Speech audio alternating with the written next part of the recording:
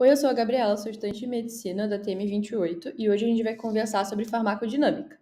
A farmacodinâmica ela estuda as ações do fármaco no organismo e como as concentrações desse fármaco vão influenciar na magnitude das respostas no corpo. Basicamente, o efeito do fármaco pode ser tanto desejado quanto indesejado, isso é uma coisa bem importante para lembrar. E a gente vai estudar o que o fármaco faz no organismo, não o que o organismo faz com o fármaco, que foi a farmacocinética.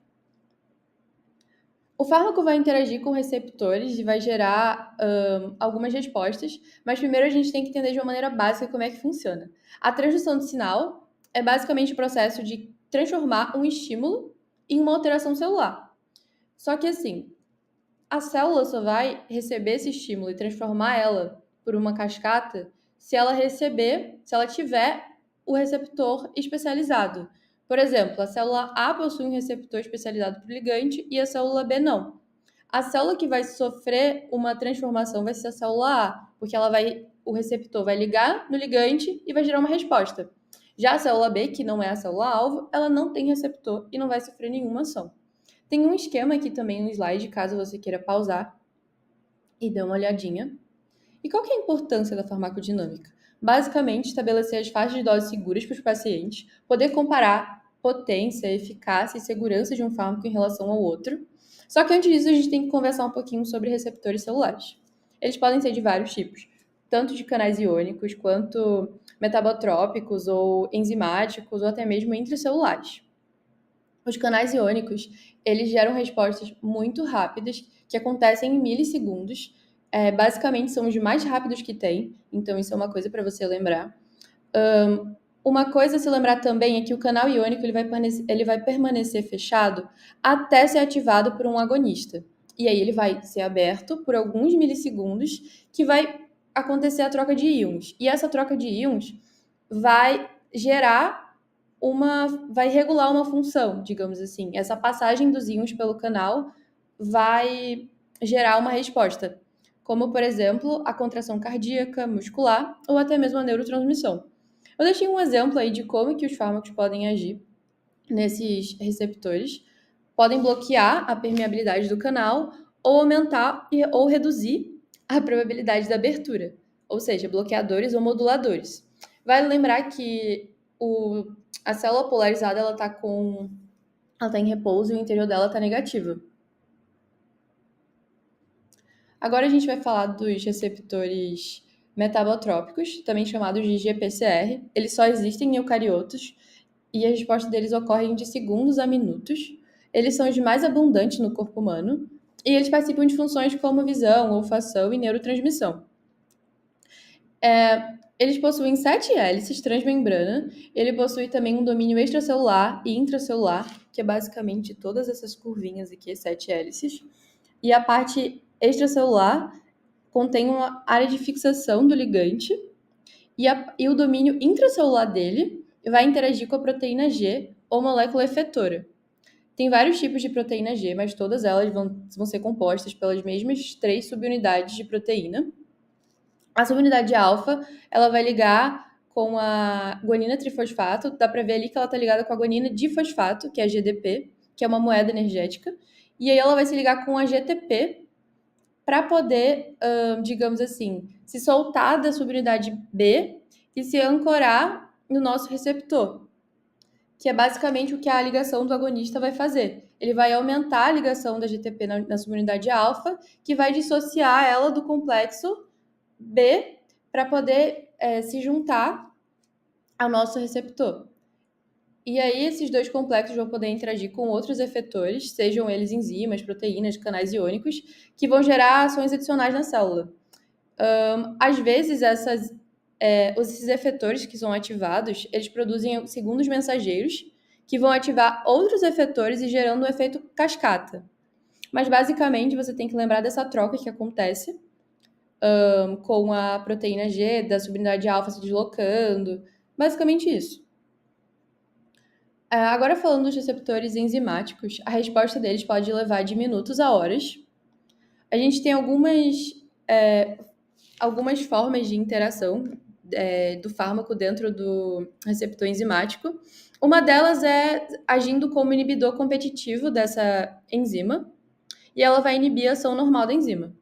Outra forma é ela agir como um falso substrato e se ligar e vai gerar um metabólito anômalo. Só que esse metabólito anormal, ele não participa da via metabólica. Isso é uma coisa muito importante. Outra forma é basicamente quando o fármaco... Eu acabei de ver que tem um erro no slide, depois eu corrijo. Quando o fármaco vai ser degradado pela enzima e ele vai ser transformado de profármaco para sua forma ativa. Que é basicamente, ele tá numa forma de... Ele é quase a formativa dele, mas ele precisa ser ativado. É basicamente isso que a enzima vai fazer. Ela vai ativar esse fármaco para ele poder gerar uma resposta. Já os receptores intracelulares, eles têm que ser,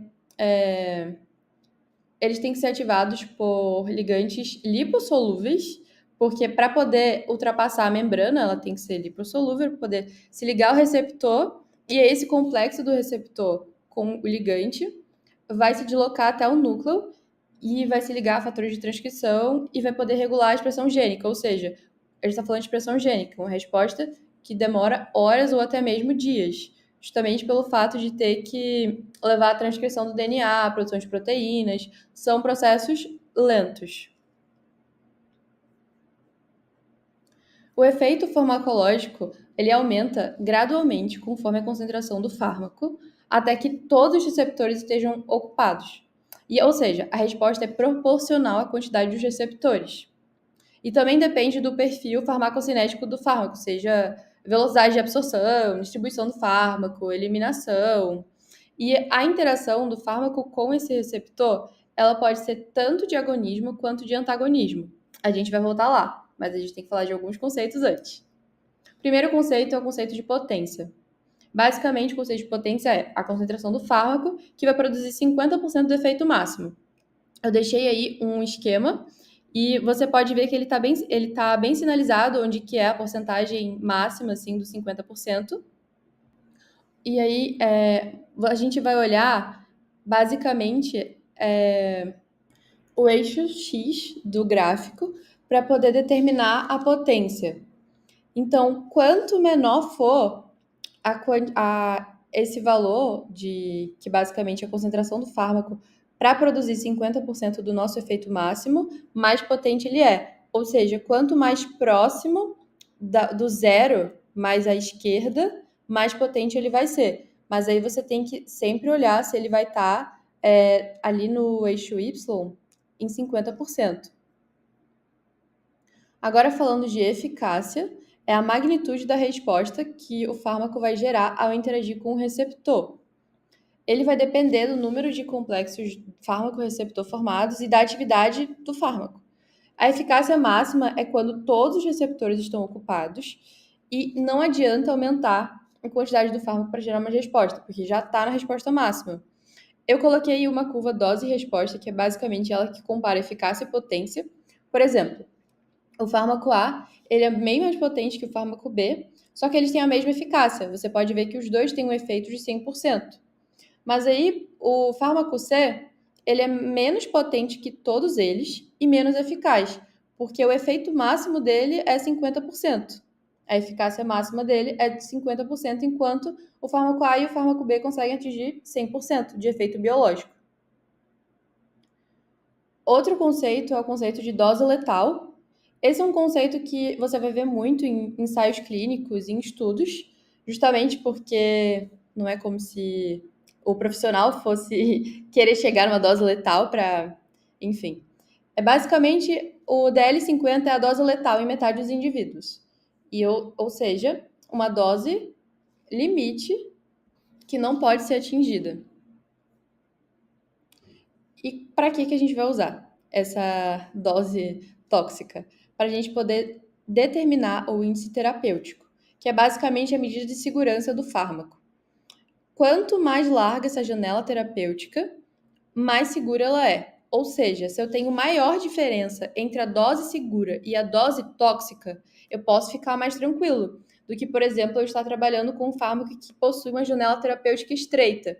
Ou seja, a diferença de uma dose segura para uma dose tóxica é muito pequena. E aí eu deixei dois exemplos de índice terapêutico amplo e pequeno. A varfarina possui um índice terapêutico pequeno. Vocês podem comparar os dois gráficos e ver que realmente existe uma margem de tranquilidade, digamos assim. Ou seja, se a gente sabe que o fármaco possui um índice terapêutico estreito, você vai precisar fazer monitorização nesse paciente, por exemplo, de níveis plasmáticos de concentração do fármaco. Agora, falando de interação do fármaco com o receptor, vale lembrar que todo receptor ele vai estar no estado de repouso numa atividade intrínseca dele. Isso é uma coisa importante para se lembrar. É como se fosse um tônus do receptor. Ele tem a atividade constitutiva dele. Outro conceito é o CE50, que é a concentração do agonista, que vai causar 50% da dose máxima. Eu deixei um resumo de formas que o agonista e o antagonista podem se conectar com o receptor, ou em repouso ou ativado, para gerar uma resposta, mas a gente vai falar direitinho sobre. A interação pode ser de vários tipos, tanto de agonista total quanto parcial, antagonista, agonista inverso, mas é muito mais fácil do que parece. O agonista total, ele vai ter mais afinidade pelo estado ativo do receptor, ou seja, ele vai ativar 100% aquele receptor para poder, digamos assim, para aumentar a atividade daquele receptor. Já o agonista parcial, ele possui uma afinidade também pelo estado ativo, mas a resposta dele não vai ser 100%, não é zero, mas também não é 100%. Ela vai, mesmo em concentrações muito elevadas do fármaco, você não vai ter 100% se for um agonista parcial. Esse é um conceito importante. Já o antagonista, ele vai inibir a ação do agonista, só que se não tem agonista ligado, ele não vai agir. Já o agonista inverso, ele possui uma afinidade pelo estado inativo do receptor e ele consegue desativar se ele estiver naquele estado intrínseco dele. Ou seja, mesmo se não tiver nada ligado no receptor, ele vai poder provocar uma resposta, ao contrário do antagonista, que precisa de um agonista junto. Eu deixei aí um exemplo também de receptor com sítios de ligação, de como é que o agonista se liga. E aí a gente tem. Eu vou falar um pouquinho sobre os tipos de antagonista, mas já adiantando, tem o competitivo, não competitivo. Dá para ver que tem um sítio alostérico para o não competitivo também. E tem um gráfico aqui na lateral para vocês poderem ver como que a atividade do receptor tá de acordo com a ligação, seja de um agonista total, seja de um agonista inverso ou parcial. Agora, falando dos antagonistas, eles podem ser competitivos, não competitivos, reversíveis ou irreversíveis. Basicamente, se ele é reversível, ele pode se desligar. Se ele é irreversível, ele não se desliga e fica com a célula até a morte dela. Se ele for competitivo, ele vai competir com o agonista pelo sítio, como vocês viram aqui atrás, nessa imagem C. O agonista e o antagonista competindo pelo sítio de ligação. Mas também eu posso ter o antagonista químico ou fisiológico. Um exemplo de antagonismo químico é o antídoto, por exemplo. Mas aí agora a gente vai falar desse gráfico que está aí na lateral do slide.